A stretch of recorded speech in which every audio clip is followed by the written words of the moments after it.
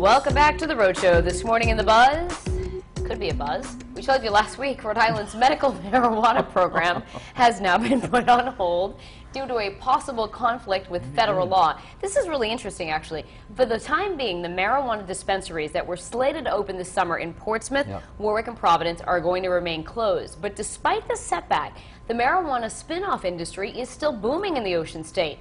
The budding academy, which bills itself as, quote, the nation's #1 source for cannabis education, is going to make its debut this month on Wickenden Street. It's one of several spin-off businesses that have popped up here in Rhode Island, as the number of people licensed by the state to use medical marijuana increased to more than 3,000 registered patients and more than 2,000 caregivers.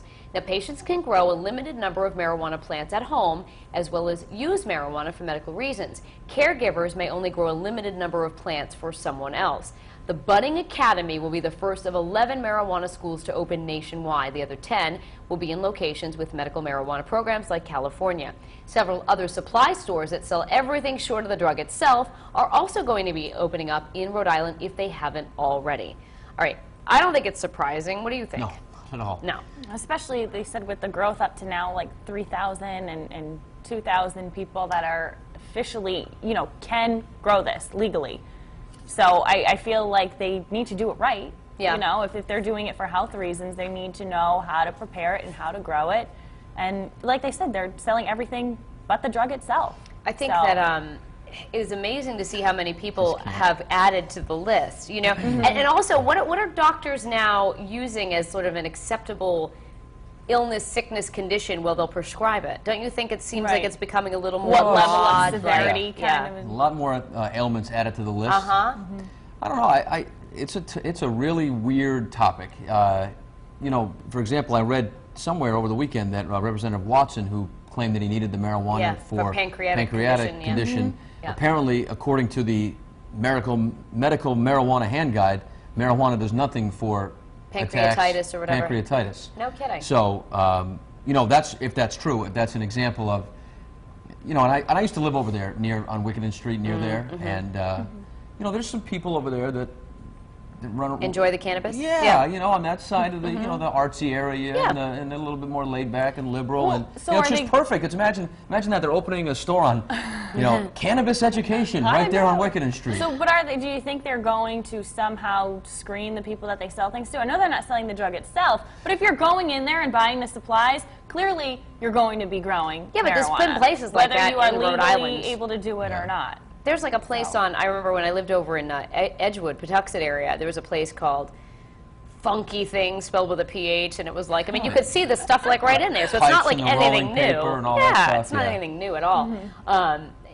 I don't know, though. I think the business, these businesses or these places that sell things for that stuff are around. You don't need it, anywhere, any convenience store you go into, you can find rolling papers and You know what would be interesting, though? I would love to do a story and go into that class, the cannabis ed or whatever it's called there. Oh, I'm sure we will. But to see, it's not stereotypical crowd in there. You're going to have a total mix of people. Really.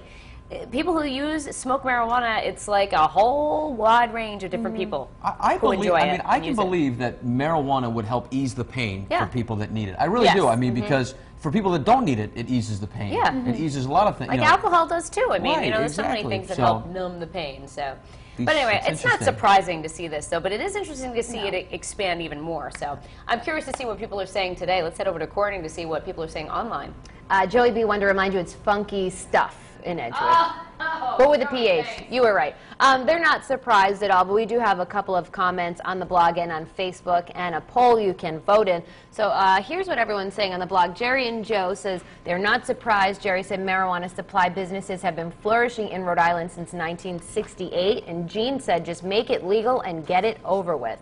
Here is the poll on our homepage. Are you surprised to see marijuana supply businesses opening in Rhode Island? A, yes, Compassion Center licenses are on hold. B, no, medical marijuana brings new business. C note, people will use it regardless of the law. And we've got the story to today's buzz linked right underneath that poll if you do want to read up a little more on that. Here's a snapshot of our Facebook page. Diane Ferreira says, make it legal everywhere. She said people would rather use that than highly addictive prescription pills. Christina Simonelli says, I totally agree. I think that if someone smokes, you're still in control compared to drinking. She said drinking should be illegal.